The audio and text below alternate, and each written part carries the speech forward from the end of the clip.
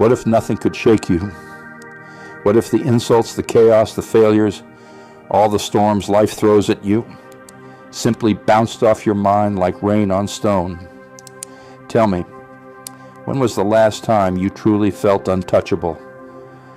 Or have you always mistaken silence for strength and suppression for peace? You've been told to stay calm. You've been taught to breathe. But no one ever showed you how to own your emotions like a master of the invisible until now. You see, society celebrates those who react, the loud, the fiery, the dramatic. But real power lives in the shadows of restraint. Acting as if nothing bothers you is not pretending. It's dominating your inner battlefield before a single weapon is drawn. It's not about being numb. It's about being so aware, so composed, that the world's chaos can scream in your face and still not earn your reaction. They think you're unaffected, but in truth, you've already won. There's a lie most people swallow without question, that strength is shown by action, by retaliation, by shouting back. But what if true strength was hidden in your stillness?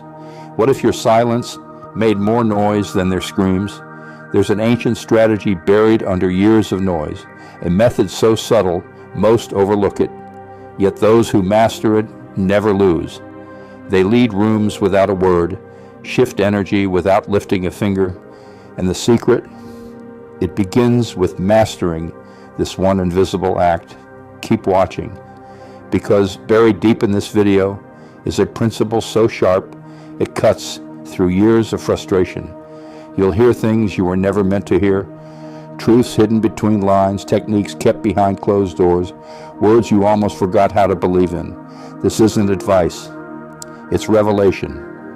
And every second you hesitate to listen pulls you one step further from the version of you that already exists, just on the other side of resistance. Let this be the moment everything turns, not with noise, not with grand gestures, but with the quiet, unwavering decision to act as if nothing bothers you, and mean it. Not for appearances, not for them, but because when you no longer flinch at the world begins to flinch at you. Stay with me, because if you miss what comes next, you'll miss the only piece that makes all the others finally make sense. You weren't born indifferent. You used to feel everything. The smallest look, the softest word, it all mattered. But somewhere along the way, the world taught you that feeling was dangerous, that showing emotion was an open invitation to be controlled. So you adapted, you hardened. You learned to nod when it hurt, to smile when it stung, to keep your voice low when your soul was screaming. And now here you are, not cold, but guarded, not empty, but exhausted. Isn't it strange how survival sometimes looks like silence, but silence doesn't mean stillness? Inside, your thoughts move like thunder, loud, chaotic, relentless. They tell you to fight back, to defend, to prove you're not weak. And yet you don't. You hold it in, not because you're scared, but because something in you knows that true power doesn't flinch. It watches, it waits, it chooses when to rise. And that choice, that control, is what separates the broken from the unbreakable. Still, there's a voice, one that whispers, if I don't react, I lose. But lose what? Ego, pride, the illusion of dominance? What if losing that is exactly what frees you? You see, reacting makes you predictable. It keeps you chained to the triggers others placed in your path. But when you act as if nothing bothers you, you become unreadable, unshakable. A presence they can't define, much less defeat. And that terrifies them. So the question isn't whether you feel, it's whether you respond with intention. Whether you can hold the fire inside without letting it burn your peace. Whether you can step into conflict and carry calm like a weapon no one sees. This isn't about bottling emotion. It's about owning it. Transmuting it into wisdom so sharp it slices through manipulation like air. Because here's the truth they won't teach you. Calm is not passive. Calm is not weak. Calm is the final form of power. And those who master it don't just survive. They influence. They lead. They rise. quietly, strategically, unapologetically. Think back to the moments that nearly broke you, the conversations that replay in your mind at night, the betrayal you never got closure from, the humiliation you swallowed because fighting would have made it worse. You've carried those memories not because you're weak, but because your mind keeps looking for a way to rewrite them, to win retroactively. But some battles are not meant to be replayed. They're meant to be transcended, and that's what acting unfazed really means. Not pretending nothing happened, but choosing not to let it define you. It's refusing to let old wounds control new moments. It's saying, yes, it hurt, but no, you don't get to keep hurting me. It's an act of rebellion against the emotional chains others tried to lock you in.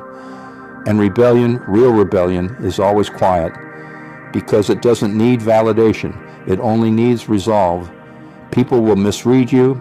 They'll call you cold, arrogant, distant. But what they don't see is the discipline behind your calm, the effort it takes to pause instead of explode, the courage it takes to remain grounded when your soul wants to shatter. You're not running from conflict. You're transcending the need to prove yourself within it. You're no longer a participant in their game. And the irony, once you master this state, people come closer. They lean in. They sense something in you, a presence that doesn't beg to be seen, but is impossible to ignore. They don't understand it. They just feel it. And they respect it more than any loud gesture ever could. That's the paradox of quiet power. It says everything without saying a word. So what now? You embrace the discomfort. You hold the tension like a sacred fire, knowing it's reshaping you. And in that furnace, something greater is being forged. Not a version of you that escapes pain, but one that no longer fears it. You are no longer reacting. You are becoming. Let me ask you something raw. Who would you be without the constant need to defend yourself? Without the fear of judgment, without the urge to correct every misunderstanding? That version of you, the one who can walk away without needing to explain, the one who knows their value even when others doubt it, is not a fantasy. It's a memory buried under layers of survival. It's time to remember. You were not born reactive. The world shaped that in you. Every insult sharpened your reflexes. Every unfair moment rewired your nervous system. But the tragedy is they made you faster to protect, not faster to choose. And now, here you are, triggered by things that no longer deserve your energy, stuck in loops that keep you smaller than your purpose. But that ends the moment you realize you don't have to dance every time they play the song. You can rewrite the code. You can teach your mind that peace is not the absence of threat. It's the presence of choice. You can face tension without crumbling, speak truth without shaking, walk away without guilt. That's not detachment. That's emotional intelligence, armed with clarity. That's control. That's self-leadership. Because let's be honest, most people are exhausted, not from life, but from the noise, from constantly reacting to things that won't matter in a week, from bleeding for people who never asked them to, from chasing approval from those too broken to offer it. You don't need that anymore. You never did. What you need now is stillness, space, a mind that belongs to you again. So ask yourself, who do I become when I no longer need to react? And the answer, if you truly listen, is powerful beyond words. It's the you who no longer has anything to prove and everything to live for. There's a myth that emotions must be either hidden or unleashed, as if your only choices are suppression or explosion.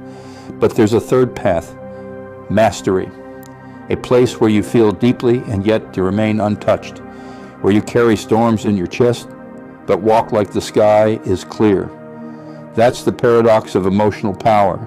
It's not about how much you feel, it's about how little they can use it against you. Let them talk, let them provoke, Let them underestimate you. That's their mistake, assuming your silence is ignorance, assuming your restraint is weakness. But little do they know, you've been building an empire within, one decision, one pause, one breath at a time. And now, you don't just look calm. You are the storm's eye, untouched, centered, focused. And in that space, you reclaim something most people never find, dignity. Not the fake gay kind that depends on applause, the quiet kind that stands even when the world pushes. That looks insult in the face and responds with nothing but a steady gaze. That knows the real victory isn't in winning the argument, it's in never needing it. But don't get it twisted. Mastery doesn't mean you stop feeling. It means you stop leaking. It means your energy becomes yours again, no longer spilled on petty battles or borrowed expectations. You become deliberate, strategic, magnetic, and slowly the people who once toyed with your emotions begin to feel the shift. Even if they can't name it, that's when you know you've crossed the threshold, when silence becomes your weapon, when peace becomes your stance, when people look at you and feel something they can't shake because they're no longer dealing with who you were. They're meeting who you chose to become. And now, here you are, changed. Not louder, not colder, but sharper, clearer, ready. You didn't escape the fire, you walked through it. And on the other side, you found something rare, a mind that is finally yours, a spirit that no longer flinches, a presence that doesn't rise to bait, but rises to purpose. This is the power they never wanted you to find, because a person who cannot be provoked cannot be controlled. And a person who cannot be controlled becomes a force. You're no longer the one begging for understanding. You're the one creating silence so powerful it demands respect without asking. Every reaction you refused, every moment you held steady, every breath you took instead of breaking, it all led to this. To the version of you who doesn't need the world to be quiet in order to hear yourself think, who doesn't need circumstances to change in order to feel at peace. Because the storm is no longer outside, it's beneath you. So don't stop here. This isn't the end. This is the origin point of a new self, one that acts not out of fear, but out of principle, one that feels everything, but shows only what serves the mission, one that no longer moves to be seen, but moves because it's time.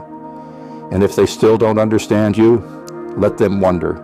Let them try to figure out why their games no longer work, why their words no longer reach you, because you don't need to prove anything anymore. You remembered who you are, and now the world will have to catch up. There's a sacred moment, a fracture in time, when you realize you no longer want revenge. Not because they don't deserve it, but because you don't deserve the weight it keeps dragging behind you. You look at the pain, not with hatred, but with detachment. Not because you forgot, but because you finally remembered yourself. This is where the real shift happens. When you let go, not to give them peace, but to give it to yourself. You see, your old identity was built in reaction to others, how they treated you, what they said, what they never gave. But now, for the first time, you're building from the inside out, not to prove a point, not to win, but to become. And that scares people, because the moment you stop needing validation is the moment you become untouchable, not just emotionally, but spiritually.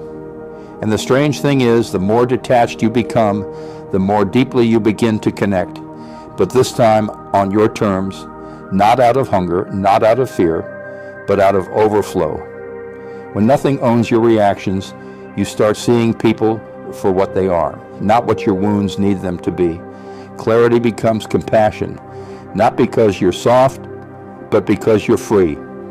So now, when people push your buttons, you no longer collapse. You observe, you study, you choose. And in choosing, you become sovereign. The puppet strings rot in your hands, and the script they expected you to follow falls apart. They don't know what to do with this version of you, the one who watches calmly while they perform the same old game. And that's when it hits them. They lost their power the moment you stop performing too. You've crossed into rare territory and the kind of presence that can't be manipulated, can't be baited, can't be shaken. And from here, life doesn't get easier, it gets clearer. And that clarity, that's where the real you begins to speak. You were never meant to be ordinary. Ordinary people react, ordinary people spiral, ordinary people run from their shadows and chase illusions. But something in you refused that fate. Something deeper, something ancient, chose silence over spectacle. And now that stillness is shaping you into what the world quietly fears. A person who sees through the noise and listens only to truth. And truth isn't always kind. Sometimes it strips you. Sometimes it isolates you. Sometimes it shows you just how much of your identity was built on pain you never deserved. But in that stripping, in that hollowing out, a new foundation emerges, not built on trauma, not built on ego, built on awareness. And that's the foundation they can't destroy.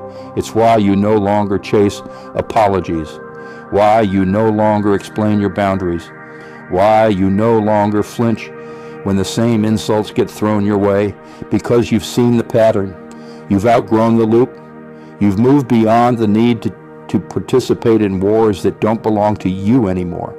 And that peace, it's louder than any scream you've ever held in. Now, your life becomes an act of quiet rebellion, not by force, but by presence. You walk differently, you speak differently, you don't explain, you exude. The rooms feel it before you open your mouth. The weight of your awareness shifts the air, not because you're special, but because you're aligned. And maybe they'll never admit it. Maybe they'll keep pretending they don't notice. But deep down, they feel it. The rise of someone who no longer needs to control the narrative, because they've already rewritten their own, without noise, without proof, just presence. There is a moment when pain no longer defines you. It simply visits. It knocks, but you don't answer.